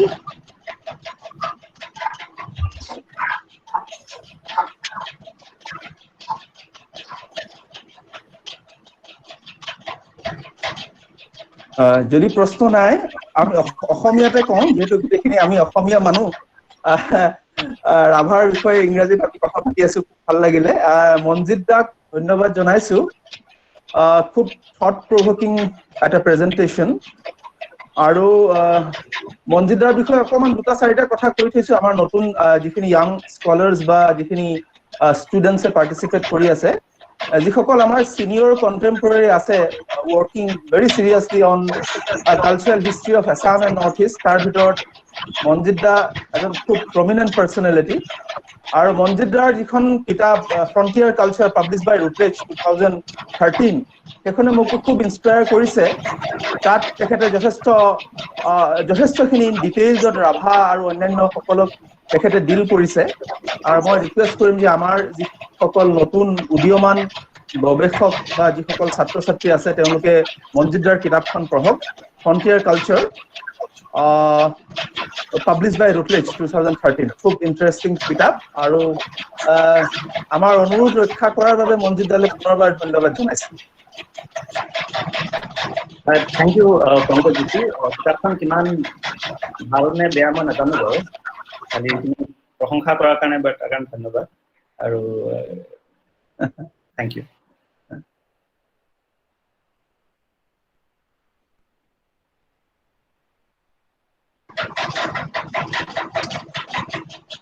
Jodi questions now, I think we can wind up then. Baito, what do you say?